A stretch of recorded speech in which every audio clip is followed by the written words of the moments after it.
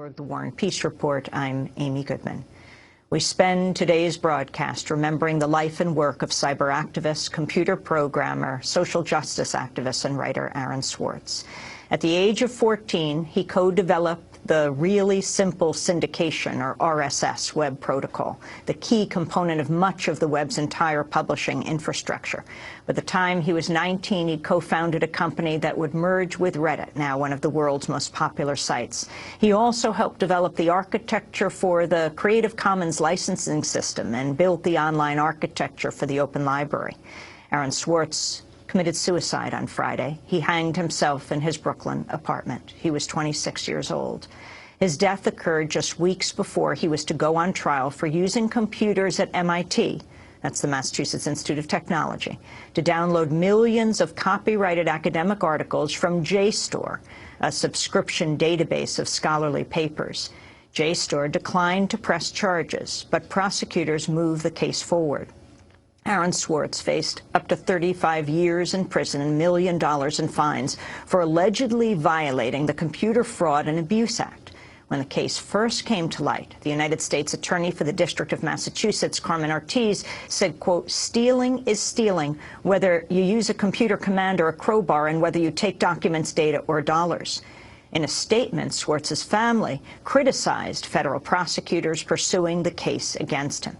They said, quote, "Áaron's death is not simply a personal tragedy. It's the product of a criminal justice system rife with intimidation and prosecutorial overreach.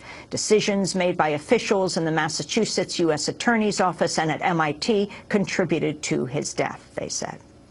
On Sunday, MIT President Rafael Reif said the university will conduct an internal investigation into the school's role in Shuortz's death. Áaron Shuόρtz was a longtime champion of an open internet. Last year, he helped organize a grassroots movement to defeat a House bill called SOPA, the Stop Online Piracy Act, and a Senate bill called PIPA, the Protect IP Act. During a speech he delivered last May in Washington, D.C., he explained the challenges he saw the internet facing. There's a battle going on right now, a battle to define everything that happens on the internet in terms of traditional things that the law understands. Is sharing a video on BitTorrent like shoplifting from a movie store? Or is it like loaning a videotape to a friend? Is reloading a web page over and over again like a peaceful virtual sit-in or a violent smashing of shop windows? Is the freedom to connect like freedom of speech or like the freedom to murder? Later in the broadcast, we'll play that full speech. That was Áaron Shuόρtz speaking in May of last year. Well, he took his own life on Friday. A funeral will be held in Chicago on Tuesday. For more, we now go to Cambridge, Massachusetts, to Harvard Kennedy School of Government to speak with Harvard Law School professor Lawrence Lessig, the director of the Edmund J. Safra Center for Ethics at Harvard. He knew Áaron for 12 years. He was a friend and mentor. Lawrence Lessig is a founding board member of Creative Commons. Welcome to Democracy Now!, Professor Lessig. Tell us about Áaron. Well, thank you, Éimυ, for having me here to talk about this incredible soul. I think the thing to remember about Áaron is that from the youngest age, from the age of 12, his work was dedicated solely to making the world a better place for the ideas that he had. He started with the idea that maybe we needed to make the internet easier to share information, so that's what led to RSS. And then with Creative Commons, it was how do we license people to make the freedom to share legally protected? And then after that, it was with the public library, how do we make books available? And when that wasn't enough, he started pushing in the social activist and progressive space, first with working with Stephanie Taylor and Adam Green at the Progressive Change Campaign Committee, and then with his own Demand Progress with David Siegel. In all of these areas, what he was doing was advancing ideals. He was an idealist who believed we had to live up to something better. And he was an incredible soul who inspired millions who now weep, as we've seen across the internet in outrage and devastation that he would have been driven to the cliff that he stepped over. Can you explain what the case against Aaron was? Explain what happened. Well, I have to be very careful because when Aaron was arrested, he came to me and there was a period of time where I acted as his lawyer. So I know more about the case than I'm able to talk about. But here's what was alleged. Aaron was stopped as he left MIT. He had a computer in his possession, which there was tape that indicated that he had connected the computer to a server, to a closet in MIT, and the allegation was he had downloaded a significant portion of JSTOR. Now, JSTOR is a nonprofit website that has been since about 1996, has been trying to build an archive of online giving online access to academic journal articles, like the Harvard Law Review or journal articles from geography from the 1900s. It's an extraordinary library of information. And the claim was Aaron had downloaded a significant portion of that. And the obvious question that was in everybody's mind was why? What was he doing this for? And so the Cambridge police arrested Aaron. JSTOR said, we don't want to prosecute. We don't want to civilly prosecute. We don't want you to criminally prosecute. But MIT was not as clear. And the federal government, remember at the time there was the Bradley Manning and the WikiLeaks issue going on. The federal government thought it was really important to make an example. And so they brought this incredibly ridiculous prosecution that had multiple, I think it was something like more than a dozen counts claiming felony violations against Aaron, threatening, scores of years in prison. But, it's not the theoretical claims about what he might have gotten. It was the practical burden that for the last 2 years, his wealth was bled dry as he had to negotiate to try to finally settle this matter because the government was not going to stop before he admitted that he was a felon, which I think, in a world where the architects of the financial crisis dine regularly at the White House, it's ridiculous to think Áaronn Swartz was a felon. What was the scene where he was arrested? He was riding his bicycle? Yeah, this is part of the incredibly ridiculous propaganda that the government put out. They released these, badly taken, because it was basically just a security camera, images of Aaron, and suggested that what Aaron was doing was hiding his face and he was trying to evade detection. All he was doing was walking out of MIT with his bike helmet attached to his backpack. And the image was, just of the guy who had just previously been at MIT using their network, leaving. Now, we have to keep this in context.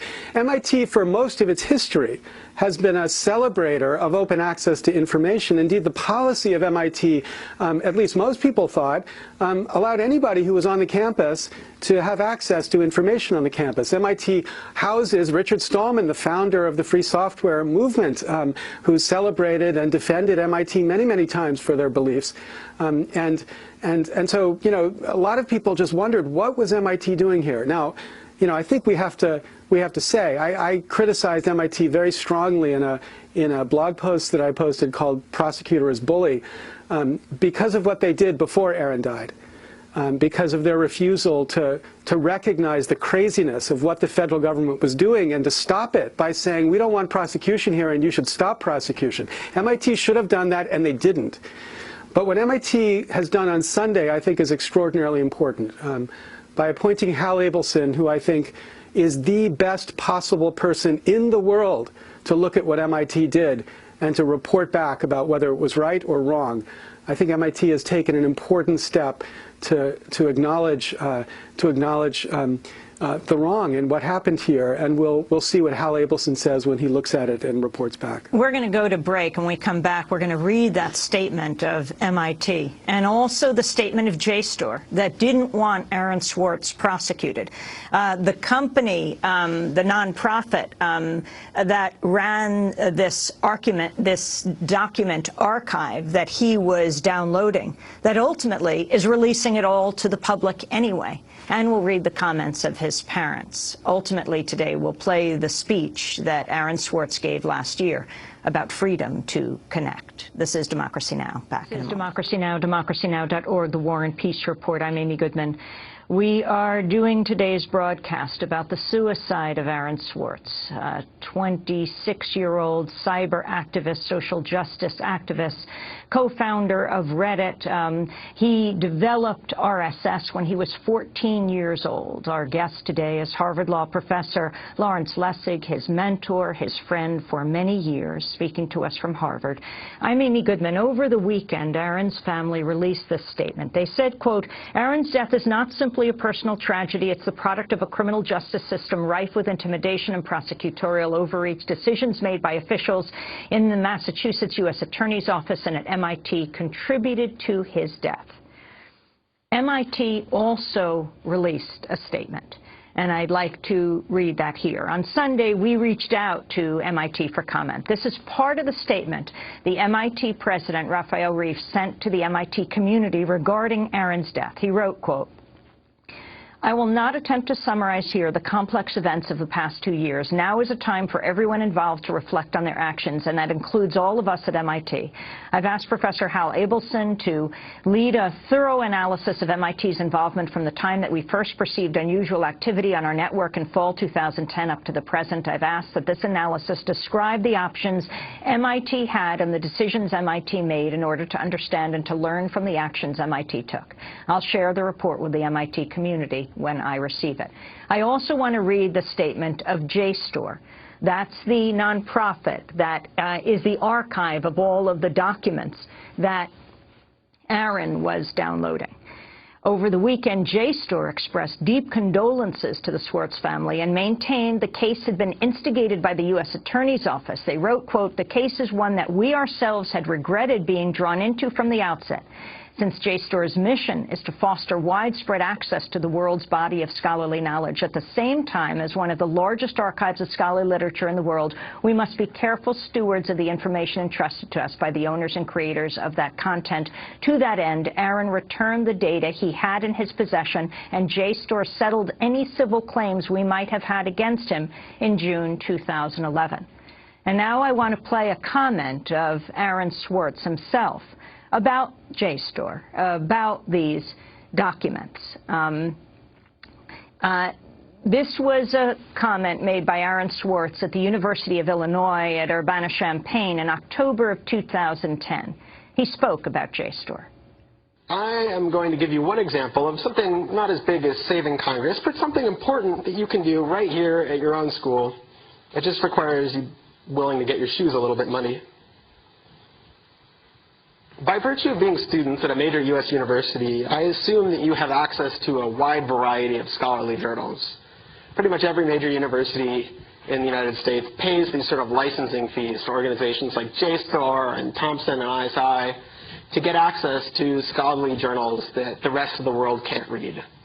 And these licensing fees are substantial, and they're so substantial that people who are studying in India instead of studying in the United States don't have this kind of access. They're locked out from all of these journals. They're locked out from our entire scientific legacy. I mean, a lot of these journal articles, they go back to the Enlightenment. Every time someone has written down a scientific paper, it's been scanned and digitized and put in these collections. That is a legacy that has been brought to us by the history of people doing interesting work, the history of scientists. It's a legacy that should belong to us as a commons, as a people, but instead it's been locked up and put online by a handful of for-profit corporations who then try and get the maximum profit they can out of it.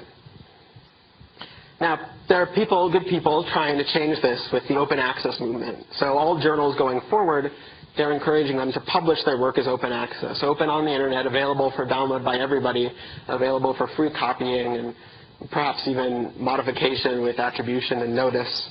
That was Áarron Shuόρtz speaking, University of Illinois, Urbana-Champaign, October 2010, about JSTOR. That was before he was arrested. Professor Lawrence Lessig, the significance of what Áarron was dedicating his life to before we move on to the speech that he gave last year to play in full. Yeah, he was dedicating his life to building a world, a nation at least, but a world that was as idealistic as he was. And he was impatient with us, and he was disappointed with us, with all of us, as we moved through this fight. And he, as he grew impatient, he called on people to do more. And it is incredibly hard for all of us who were close to him to accept the recognition that maybe if we had done more, this wouldn't have seemed so bleak to him. Maybe if we had stopped this prosecution. I received an email from JSTOR 4 days before Áarron died from the president of JSTOR celebrating that JSTOR was going to release all of these journal articles to anybody around the world who wanted access, exactly what Áarron was fighting for. And I didn't have time to send it to Áarron. I was traveling, but I looked forward to seeing him again. I had just seen him the week before and celebrating that this is what had happened. So all of us think there are 1,000 things we could have done. 1,000 things we could have done, and we have to do. Because Áarron Shuόρtz is now an icon, an ideal. He's what we will be fighting for, all of us, for the rest of our lives. Professor Lessig, on November 27, 2007, Áarron blogged about his depressed mood. He said, surely there have been times when you've been sad. Perhaps a loved one has abandoned you or a plan has gone horribly awry. Your face falls, perhaps you cry. You feel worthless. You wonder whether it's worth going on. Everything you think about seems bleak. The things you've done, the things you hope to do, the people around you. You want to lie in bed and keep the lights off. Depressed mood is like that, only it doesn't come for any reason, and it doesn't go for any either. What about Áarron's state of mind? How he kept up his spirits, especially during this very, very difficult time, also struggling with depression? Yeah, Áarron was depressed. He was rationally depressed. You know, he was losing everything because his government was overreaching in the most ridiculous way to persecute him, not just because of this, because of what he had done before, liberating government documents that were supposed to be in the public domain. Of course he was depressed. He wasn't depressed because he had no loving parents. He did have loving parents who did everything they could for him, or because he didn't have loving friends. Every time you saw Áarron, he was surrounded by 5 or 10 different people who loved and respected and worked with him. He was depressed because he was increasingly recognizing that the idealism he brought to this fight maybe wasn't enough. When he saw all of his wealth gone, and he recognized his parents were going to have to mortgage their house so he could afford a lawyer to fight a government that treated him as if he were 9/11 terrorists, as if what he was doing was threatening the infrastructure of the United States. When he saw that and he recognized how incredibly difficult that fight was going to be, of course he was depressed. Now, you know, I'm not a psychiatrist. I don't know whether there was something wrong with him because of, you know, beyond the rational reason he had to be depressed. But I don't have patience for people who want to say, oh, this was just a crazy person. This was just a person with a psychological problem who killed himself. No. This was somebody who was pushed to the edge by what I think of as a kind of bullying by our government, a bullying by our government. And just as we hold people responsible when their bullying leads to tragedy, I hope Carmen Ortiz does what MIT did. The U.S. and attorney. Hold the U.S. attorney and lead an investigation. Ask somebody independent to look at what happened here and explain to America, is this what the United States government is? Professor Lessig, we want to end with the words of Áarron himself.